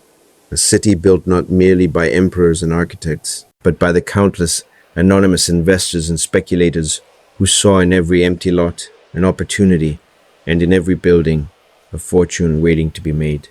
The Silk Road connection, Rome and the East, far beyond the eastern frontier of the Roman Empire, beyond the deserts of Arabia and the mountains of Persia, beyond lands that most Romans could barely imagine, there lay a civilization as ancient and as sophisticated as their own. China, the land the Romans knew as Syrica, the land of silk, was the other great pole of the ancient world, and between these two mighty empires, across thousands of miles of desert, mountain, and sea, there flowed a river of trade that shaped the economies of both. The Silk Road, that network of overland and maritime routes connecting the Mediterranean world to East Asia, was not a single road, but a web of pathways, some threading through the mountain passes of Central Asia, others following the coastlines of the Indian Ocean. The Romans did not build this network, nor did the Chinese. It grew organically over centuries, created by the countless merchants, camel drivers, sailors, and intermediaries who carried goods from one trading post to the next, each adding their markup, each facilitating the movement of luxury goods across distances that would have seemed inconceivable to earlier generations. Silk was the commodity that gave the route its modern name, and it was, without question, the most coveted luxury good in the Roman world. The Romans first encountered silk during their wars in the eastern Mediterranean, and they were immediately enchanted by its luminous beauty, its impossible lightness, its sensuous drape against the skin. Silk garments became the ultimate status symbol in Roman high society, and the demand for this exotic fabric grew relentlessly despite its staggering cost. The Romans had no idea how silk was made. They believed, as Pliny the Elder wrote, that it was combed from the leaves of trees in the forests of Serica, a notion that the Chinese, who guarded the secret of sericulture with fanatical jealousy, did nothing to correct. The truth, that silk was produced by the caterpillar of the Bombyx mori moth, carefully cultivated in controlled conditions, remained unknown in the West for centuries, giving the Chinese a monopoly that they exploited to the fullest. The journey of a bolt of silk from China to Rome was an epic of commerce. From the silk-producing regions of eastern China, the fabric traveled west along the overland routes, passing through the oasis cities of the Tarim Basin, Dunhuang, Kashgar, Khotan, where Chinese merchants traded with Central Asian intermediaries. From there, the silk might travel through Parthian territory, through the great trading cities of Mesopotamia, and eventually reach the Roman frontier. At every stage of this journey, the silk changed hands, and at every stage, its price increased. By the time it reached the markets of Rome, a pound of silk could cost as much as a pound of gold. But silk was far from the only commodity that traveled the trade routes between East and West. From India came spices, pepper, cinnamon, cardamom, ginger, that transformed Roman cuisine and fetched extraordinary prices in the markets of the capital.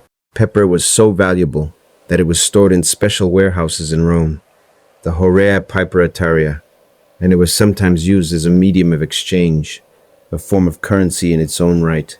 When Alaric the Goth besieged Rome in AD 408, he demanded, among other tribute, 3,000 pounds of pepper, a measure of how deeply this Indian spice had embedded itself in the Roman economy. From Arabia came frankincense and myrrh, the aromatic resins that fueled the religious life of the ancient world. Every temple in the Roman Empire burned incense, and the demand was insatiable. Pliny estimated that Arabia exported 50 million sestertii worth of incense to Rome annually, a figure that, even if exaggerated, speaks to the scale of the trade.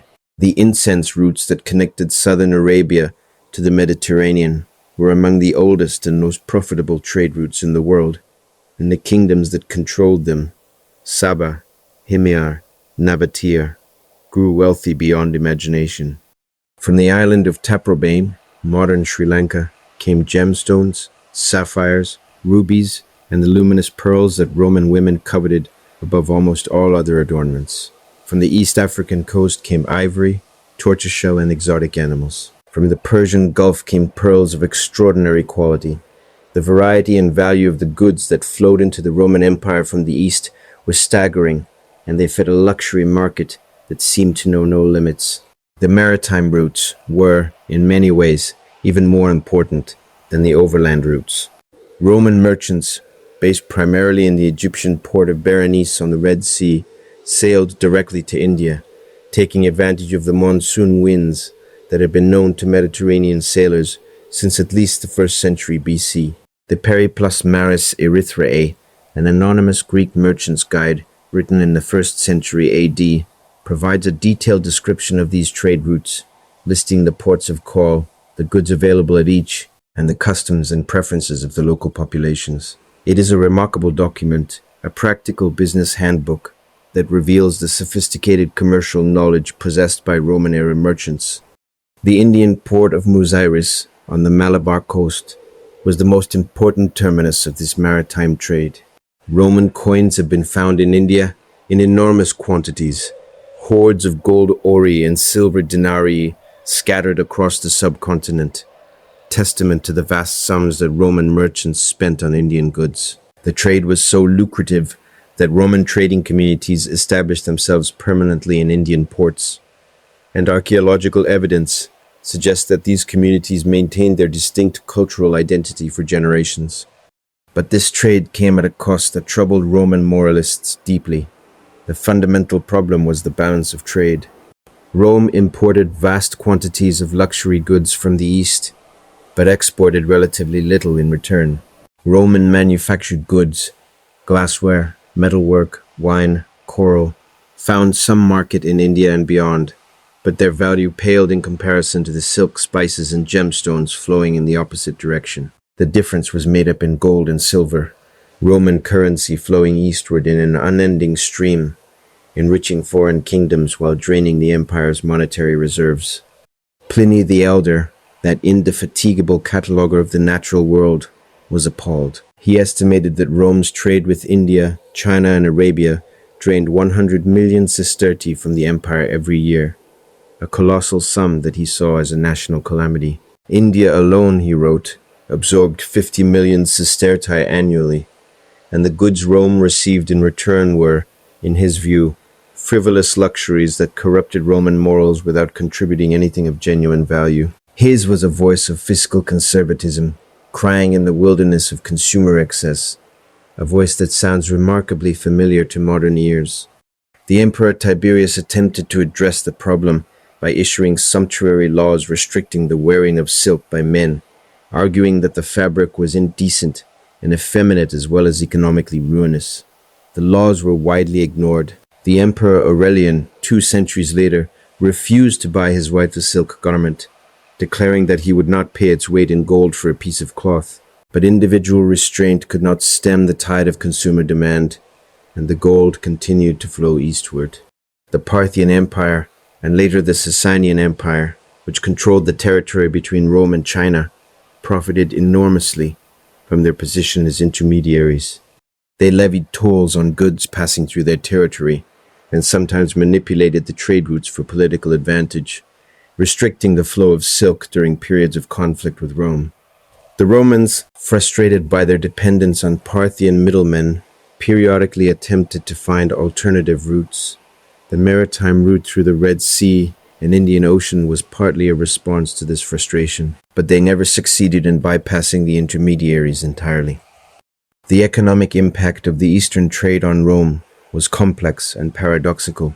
On one hand, the luxury goods that flowed into the empire stimulated demand, created employment in the retail and service sectors, and generated tax revenue through import duties. The port cities that handled the trade, Alexandria, Berenice, Palmyra, Antioch, prospered enormously, and the merchants who conducted it became some of the wealthiest individuals in the empire. On the other hand, the persistent drain of precious metals to the east may have contributed to the monetary problems that plagued the later empire. As gold and silver left the empire faster than they could be replaced through mining, the money supply contracted, putting deflationary pressure on the economy and tempting emperors to debase the currency to maintain the illusion of abundance. Whether the Eastern trade was a net benefit or a net cost to the Roman economy is a question that historians continue to debate, and the answer probably varied depending on the period and the specific conditions of trade. What is beyond debate is the sheer scale and sophistication of this ancient global trading system. 2,000 years before the age of container ships and fiber optic cables, Roman merchants were conducting business across distances of 5,000 miles and more, navigating complex networks of intermediaries, negotiating with foreign cultures, managing currency exchanges, and assessing risks that would have daunted even the most experienced modern trader. The Silk Road was not merely a trade route, it was the world's first global supply chain, and Rome, for all its military might and political genius, was as much a consumer in this system as a master of it.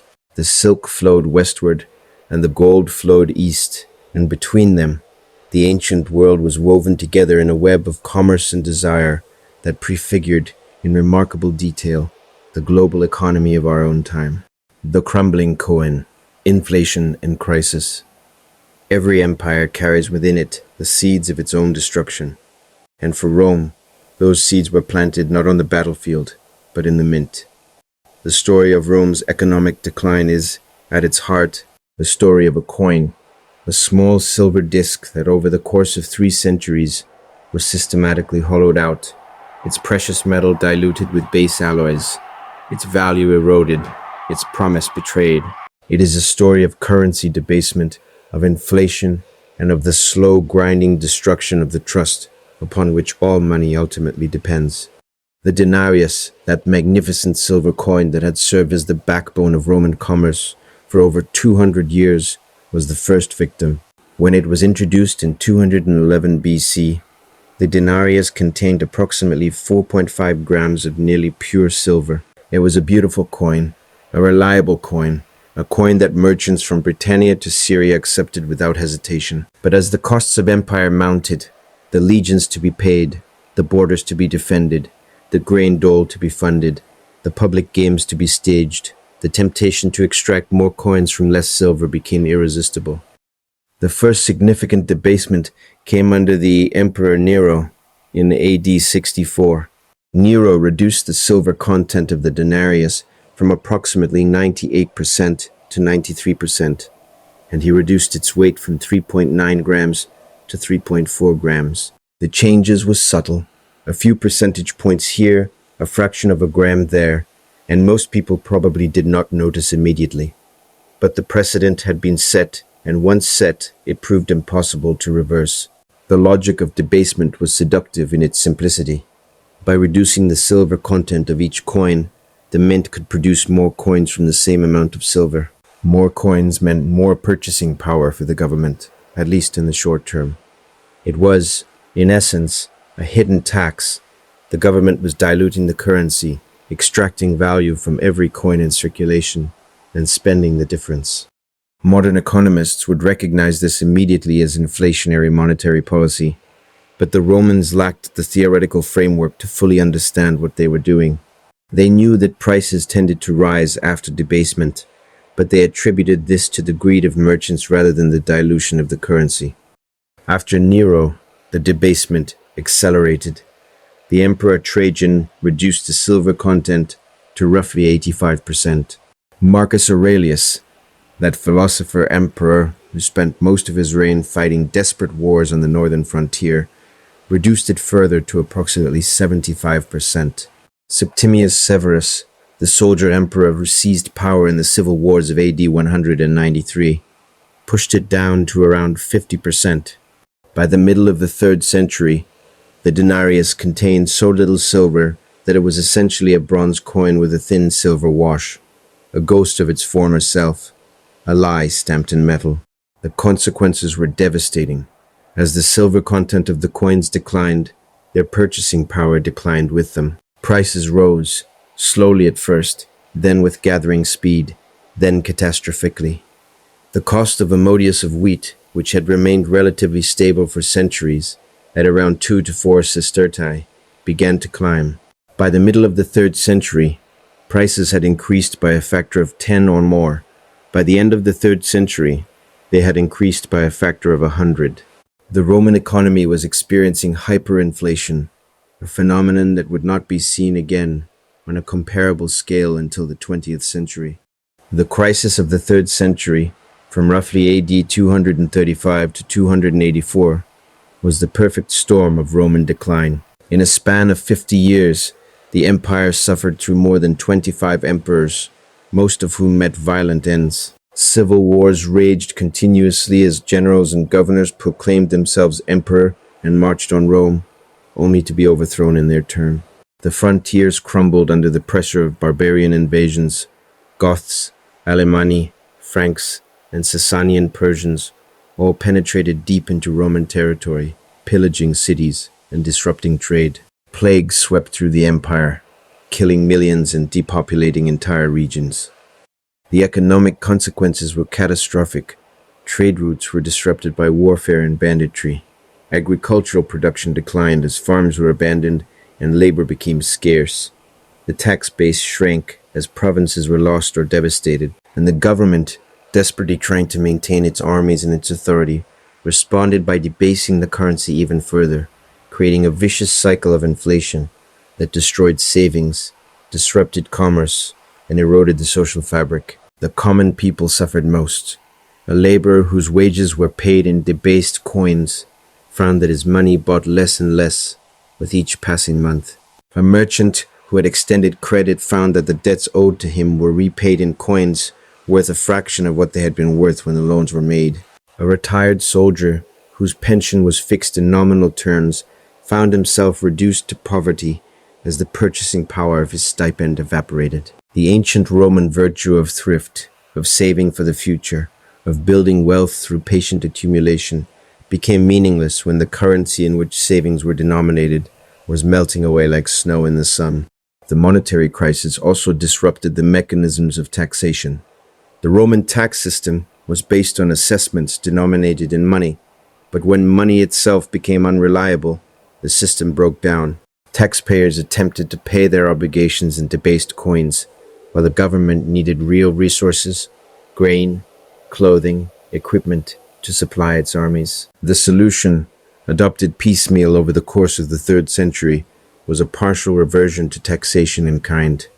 Instead of paying taxes in money, provincials were increasingly required to deliver actual goods directly to the state. It was a step backward, a retreat from the sophisticated monetary economy of the early empire to something more primitive and less efficient.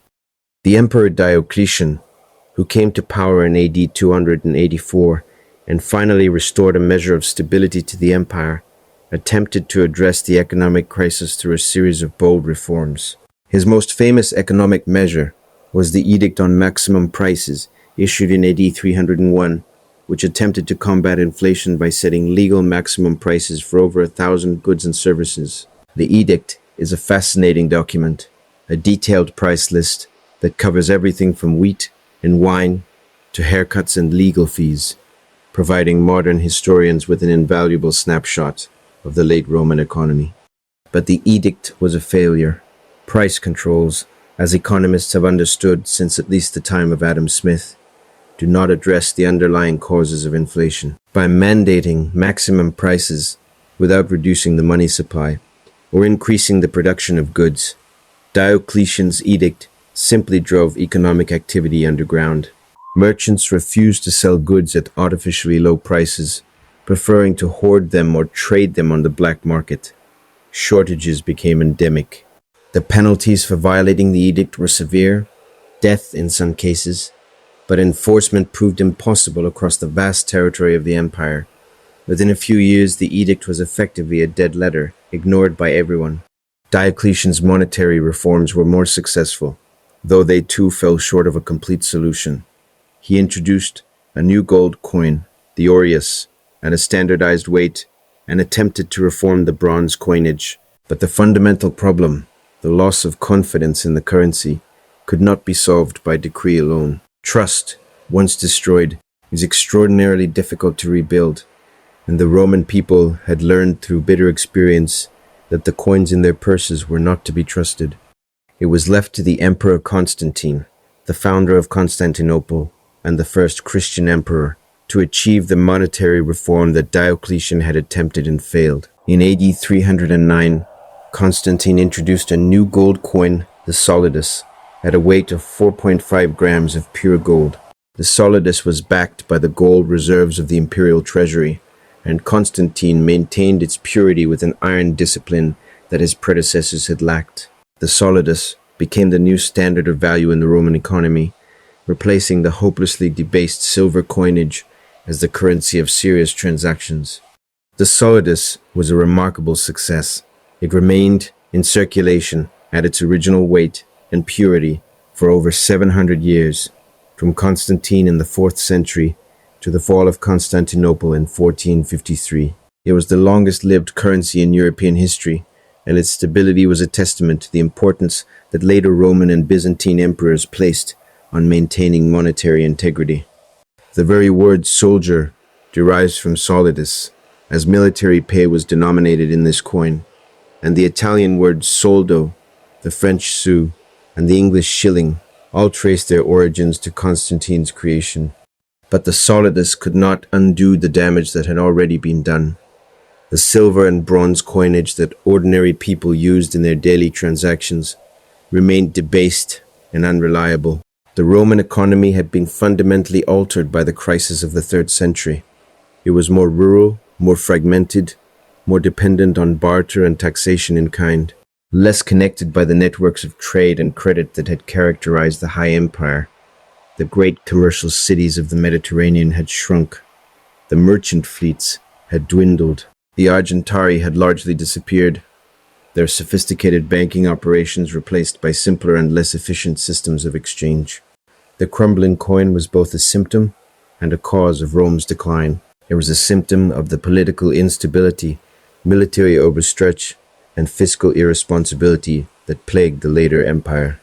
And it was a cause of further economic deterioration, as the destruction of monetary trust undermined the commerce, investment, and savings upon which prosperity depended.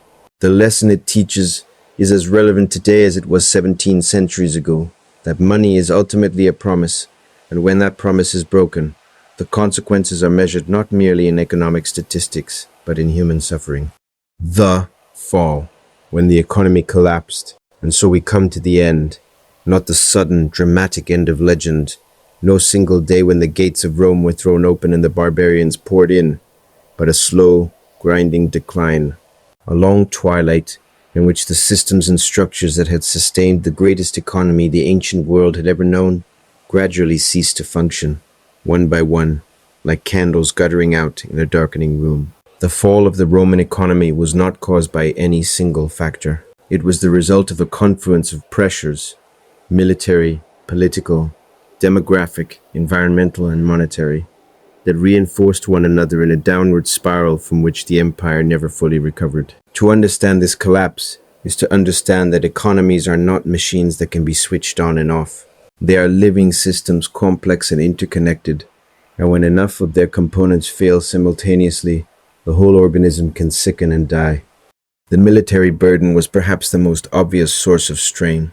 By the 4th century, the Roman army had grown to roughly 400,000 to 600,000 men, a massive force that consumed an enormous share of the empire's resources. Soldiers had to be recruited, trained, equipped, fed, housed, and paid, and the costs were staggering. Estimates suggest that military spending accounted for somewhere between 50 and 75% of the imperial budget, leaving relatively little for infrastructure, administration, or the maintenance of the economic systems that generated the revenue to pay for the army in the first place. The irony was cruel. The army existed to protect the empire, but the cost of maintaining it was slowly destroying the economy that the empire depended upon. Raising taxes to fund the military drove farmers off their land and merchants out of business. Debasing the currency to stretch the military budget destroyed trust in money and disrupted commerce. Conscripting young men into the legions drained the labor force and reduced agricultural and industrial output. The empire was caught in a trap. It could not survive without its army, but it could barely survive with it. The taxation system of the late empire became increasingly oppressive and inefficient. Diocletian's reforms had imposed a new tax framework based on the ugun, a unit of land, and the caput, a unit of labor. Assessments were conducted periodically, and taxes were collected with ruthless efficiency by a bureaucracy that had grown enormously since the days of the Republic. But the burden fell disproportionately on the small farmers and the middle class, the very people whose productivity the empire most needed. The wealthy, through a combination of legal privileges, political connections, and outright corruption, were frequently able to avoid or reduce their tax obligations, shifting the burden downward onto those least able to bear it. The result was a slow hemorrhage of the productive population. Small farmers, crushed by taxes they could not pay, abandoned their land and fled to the cities, where they swelled the ranks of the urban poor. Others attached themselves to the estates of wealthy landowners, trading their freedom for protection from the tax collector. This was the origin of the colonate, a system in which farmers, called coloni, were bound to the land they worked, unable to leave without their landlord's permission. The colony were not slaves in the legal sense, but their condition was little better than slavery, and the system they were trapped in bore a disturbing resemblance to the feudal serfdom that would characterize medieval Europe. The great latifundia, the vast agricultural estates of the Roman aristocracy, became increasingly self-sufficient, producing their own food, manufacturing their own goods, and conducting their own internal economies with minimal reference to the broader market. This was both a symptom and a cause of the decline of long-distance trade. As the monetary system deteriorated and the roads became less safe, the incentive to trade over long distances diminished. It was easier and safer for a large estate to produce what it needed locally than to rely on supply chains that might be disrupted by barbarian raids, bandit attacks, or bureaucratic interference. The cities, those engines of Roman economic dynamism, began to shrink. Urban populations declined as commerce dried up and the economic opportunities that had drawn people to the cities disappeared. Buildings fell into disrepair, public services deteriorated, the great baths, the theaters, the forums, the infrastructure of urban civilization were abandoned or repurposed. In many cities, the population retreated behind hastily constructed defensive walls, abandoning the suburbs and the commercial districts to decay. The barbarian invasions, which intensified dramatically in the 5th century, delivered the final blows to an already weakened economy. The sack of Rome by Alaric and his Visigoths in AD 410 was a psychological shock of immeasurable magnitude, but its economic impact was relatively limited compared to the sustained disruption caused by the settlement of barbarian peoples across the western provinces. As Vandals, Visigoths, Ostrogoths, Franks, and Burgundians carved out kingdoms within what had been Roman territory, the unified economic space that had made Roman prosperity possible was fragmented into smaller, less efficient, and often hostile units. The loss of North Africa to the Vandals in the 430s was particularly devastating. North Africa had been one of the empire's most productive provinces, a major source of grain, olive oil, and tax revenue. Its loss deprived Rome of a critical food supply and dealt a severe blow to the imperial treasury. The Vandal seizure of the western Mediterranean's shipping lanes further disrupted trade, isolating the remaining western provinces from one another and from the wealthier eastern half of the empire. The end, when it came, was almost anticlimactic. In AD 476, the Germanic chieftain Odoacer deposed the last Western Roman emperor, a boy named Romulus Augustulus, and sent the imperial regalia to Constantinople. It was a formality more than a revolution. By 476, the Western Empire had already ceased to function as a coherent political or economic entity. The great trading networks had collapsed. The currency was virtually worthless. The cities were depopulated. The roads were crumbling. The sophisticated financial systems, the banking, the credit, the insurance, the investment, had disappeared entirely, replaced by the simpler and harsher realities of a subsistence economy.